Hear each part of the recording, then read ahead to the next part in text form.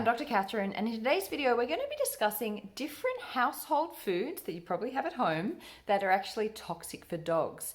And as I go through this list, if you're worried that your dog has gotten into any of this food, if they've eaten anything, please call your vet immediately because some of them can actually be very serious and life-threatening. The first one on our list is xylitol, which you may know is an artificial sweetener found a lot in chewing gum and toothpaste, and also often used in different baked goods and candy as a sugar replacement. Anything that you see labeled as sugar-free often has a sweetener like xylitol in it. Now, while it might be nice to share treats with your dog every once in a while, please make sure that none of those treats contain xylitol because xylitol can cause life-threatening hypoglycemia, drop in blood sugar, and can also cause liver failure in a number of days. Second on our list in the topic of baking is dough, especially uncooked dough made from yeast. Any bakers out there will know that yeast causes a dough to expand. You can imagine if your dog has eaten that raw dough, that expansion is going to happen in their stomach. So that stomach can get to a dangerously large size, and also the alcohol produced from the yeast fermentation can cause alcohol poisoning for your dog too. So please keep any dough, uncooked dough, away from your dog. One food that all of you will be familiar with is chocolate. I'm going to be eating this later. Chocolate is dangerous because of a compound in it called theobromine, and that can cause the heart to beat really fast or at an unsteady rhythm, and it can cause seizures and death. There's a really good website called vetsnow.com/dog chocolate toxicity calculator. That will help you figure out just how toxic the amount and type of chocolate that your dog has eaten is.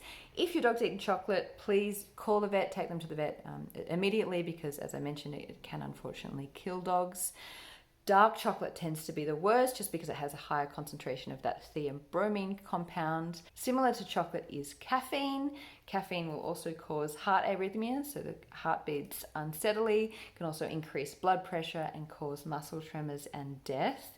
When you think about caffeine, it's not just tea and coffee we have to be worried about. Caffeine's also in colas, and you probably know it's also in a lot of energy drinks and bars these days as well. Now onto some fresh food. So grapes and any grape products like raisins or sultanas or currants can cause acute renal failure, acute kidney failure, which can be really difficult to treat and ultimately lead to death. Onions, leeks, garlic and chives, whether they're in fresh or dried form, are also toxic. They contain a compound called N-propyl disulfide, and that destroys dogs' red blood cells, causing anemia.